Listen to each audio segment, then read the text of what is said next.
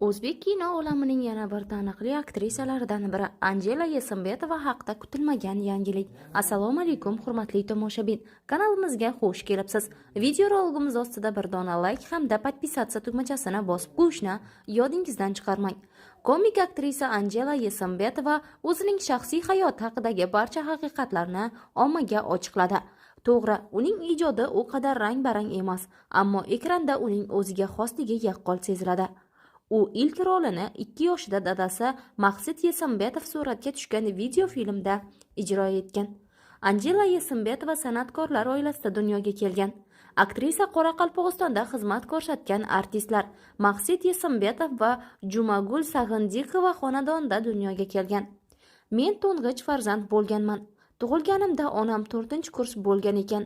Bosh nabira bo'lganim uchun bobom rahmatli, sen o'qish bilan bo'lib bolani qiynab qo'yasan, Nukusda qolaversin deb meni o'zi bilan olib qolgan ekan. Onam diplom sertifikatiga tayyorgarlik ko'rishi kerakligi uchun majbur mendan uzoqda bo'lgan. Bobom rahmatli juda mehribon inson edi. Haftada 2 marta Nukus-Toshkent yo'nalishi bo'ylab qatnaydigan samolyotga bilet olib, bir qo'lida meni, bir qo'lida beshigimni ko'tarib, onamning oldiga olib borib kelarkan. Hatto aeroport xodimlari ham bobom va meni tanib qolgan ekan. Bobom rahmatli ona suti va mehriga to'ysin deb bir kecha talabalar yotoqxonasida qoldirgan. Onam shunchalik shirin qizaloq edingki, talabalar orasida talash bo'larding deydi. Buvim bo'lsa Sveta laqabli echki boqardi. Uning sutini faqat o'zim ichardim. Bobom va buvimning mehrini ko'rib ulg'ayganman. Shuning uchun ham 13 yoshimga qadar ular bilan yashaganman deydi aktrisa. Anjela san'atkor onasi negadir bu kasbni tanlashiga jiddiy qarshilik qilgani haqida gapirib o'tgan. Maktabdagi eng a'lochi va tashkilotchi qiz bo'lganman. Ammo maktabni bitirish arafasida onam san'atkor bo'lishimga jiddiy qarshilik qilgan. Keragi yo'q, nima qilasan san'atkor bo'lib deb qattiq gapirgan. Yosh bo'lganim uchun agar rozi bo'lmasangiz o'zimni o'ldiraman deb jonimga qasd qilishga ham rejalashtirganman. Keyin arang ko'ndirib Toshkentga kelganman va institutga hujjatlarimni topshirganman. O'sha yili Dilnoza Kubayeva va Ulug'bek Qodirov ham hujjat topshirganda. Aslida ular bilan kursdosh bo'lishim kerak edi, ammo shartnoma asosida o'qishga kirganim uchun o'qiy olmaganman. Balki onam pul to'lamasak o'qishdan ko'ngli soviydi deb o'ylagandir. Bilmadim. Hafsalam pir bo'lib yana Nukusga qaytib kelgandim. 1 yildan keyin yana hujjat topshirmoqchi bo'lganman, ammo yana onam bilan nizoli vaziyat yuzaga kelganidan keyin o'zim Toshkentga kelib hujjatlarimni dugonam jo'natib yuborishini so'raganman. Chunki onam hujjatlarimni berishni istamagandi deydi aktrisa. Aktrisa bugungi kunda o'zbek tilida erkin gaplasha oladi, ammo u bir necha yil avval bu tilni umuman bilmaganini yashirmaydi. Qoraqalpoq oilasida dunyoga kelganman. 11-sinfga qadar Qoraqalpoq maktabida o'qiganman. Maktabimizda faqat haftada 1 soat o'zbek tili va rus tili darslari bo'lardi. O'qituvchilarning kamligi yoki boshqa sabablar bilan o'zbek tili darslari har doim ham bo'lavermasdi. Ammo men o'zbek tilidagi kitoblarni ko'p o'qirdim. O'zi men o'zbek bo'lib tug'ilishim kerak edi derdim. Toshkentga kelgan paytim bu tilda gaplashishga biroz qiynalganman, ammo vaqt o'tgani sari o'z ona tilimdek bo'lib ketgan deydi aktrisa va rejissyor Anjela Yesambetova. Anjela Yesambetovani san'at oliygohiga qabul qilishni istashmagan. Aktrisa bundan ranjigani va rektorning qabuliga kirishga majbur bo'lgani haqida quyidagilarni aytib o'tdi. Institutga hujjat topshirgan yilim Qoraqalpog'istonda ham uning filiali ochildi. Shu bois Toshkentda emas, propiska bo'yicha Nukusda o'qishim kerakligini aytishdi. Hujjatlarimni qaytarib berishgandan jahlim chiqib, to'g'ri institut rektorining yoniga kirganman. Meni o'zingiz imtihon qiling. Agar kurs qabul qilayotgan o'qituvchilaringiz o'qitishni istamasa indamay ketaveраman deganman. O'shanda kurs rahbarim Valijon Umarov kursiga qabul qilishga rozi bo'lgan. Senda tug'ma mahorat bor, sahna plastikang bor degan gapni ko'p aytardi. Ammo ota-onamning san'atkor ekanligini ancha vaqtgacha sir tutganman, chunki ularning nomidan foydalanishni istamaganman. Aktrisa onasining san'at institutida o'qishiga qarshi bo'lgani uchun unga moddiy ko'mak bermaganini va o'zi ishlashga majbur bo'lgani haqida aytib o'tdi. Ota-onamdan moddiy yordam olmay o'qiyman deb o'z-o'zimga so'z bergandim. Shu bois 1-kursdan boshlab ishlashimga to'g'ri kelgan. U paytlari talabalarning ishlashi oddiy hol edi.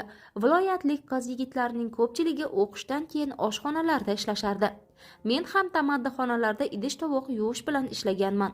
Chunki shartnoma pulini to'lash va qo'shimchasiga Toshkentda yashash uchun ham harakat qilishim kerak edi. Nukusga qaytib borsam uddalay olmadi degan ma'lumotga qolishdan qo'rqardim, deydi aktrisa. Aktrisa otasining og'ir dardga chalinganini va uzoq vaqt kasallik bilan kurashgani haqida gapirdi. Otam nihoyatda samimiy va odamlardan yordamini ayamaydigan inson edi.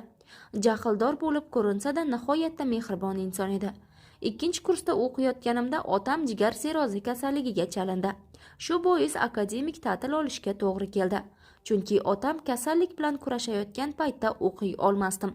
O'sha vaziyatda oilamiz ko'plab moliyaviy qiyinchiliklarga uchragan. Kasallikka chalingan insonlar buni juda yaxshi biladi. Dadamni davolatish uchun qo'ldan kelgancha harakat qilganmiz, ammo kasallik zo'rayib, saratonga aylanib ketgan. 2016-yilning 10-yanvar kuni dadamning joni uzilgan. Bir kundan keyin tug'ilgan kunimda hayotimdagi eng yaqin insonim dadamni tuproqqa qo'yganmiz. Dadamni yo'qotganimdan keyin 3-4 yil umuman tug'ilgan kunimni nishonlashni istamay qolgandim.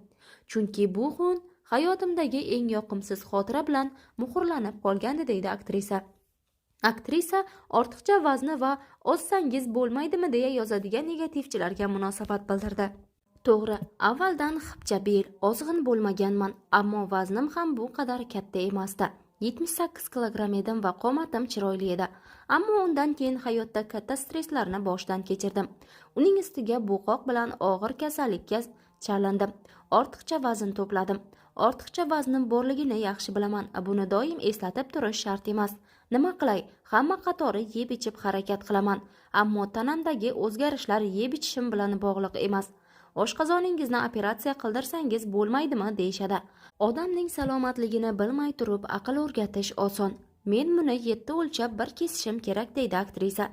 Anjela Yesambetova rejissyorlar asosiy rollarni bermasligi va qahramonlarni faqat ovqatga bog'lashidan ranjiyotgani haqida gapirdi. Asosiy qahramonim yosh va chiroyli bo'lishi kerak degan talab yo'q. Gollivudda 40-50 yoshda ham aktrisalarga bosh rollarni berishadi. Qomatidagi kamchilik ham aslida bunga to'sqinlik qilmasligi kerak. Ammo bizdagi rejissyorlar bundan cho'chiydi. Avvaliga e'tibor bermasdim.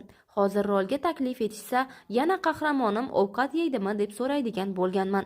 Chunki bunday rollardan zerikkanman. Men ham dramatik rollarni ijro etgim, qahramonning dardini ochib bergim keladi, deydi aktrisa. Aktrisa nega shu yoshga qadar turmushga chiqmaganini va dadasi bilan bog'liq armonlari haqida so'zlab berdi. Oilada 4 ta qizmiz, ukam ham bor, ammo negadir dadam menga qachon oila qurib, meni nabiralik qilasan derdi. Balki bosh farzand bo'lganim uchun bolalarimni ko'rishni orzu qilgandir. Singillarim turmushga chiqdi, shirindan shakar farzandlari bor. Ammo dadam rahmatli so'nggi kuniga qadar to'yimni ko'rishni orzu qildi. Taqdir ekan, uning orzusini amalga oshira olmadim. Nega turmushga chiqmayapsiz deb ko'p so'rashadi. Mening ham oila qurgim keladi, ammo peshonamda nima yozilganini bilib bo'lmas ekan. Peshonamga yozilgan insonni kutyapman, deydi aktrisa Anjela Yesambetova. Hurmatli tomoshabin, video roligimiz ostida bir dona like tugmasini bosib qo'yishni hamda aktrisaga Allohdan baxt so'rashni yodingizdan chiqarmang.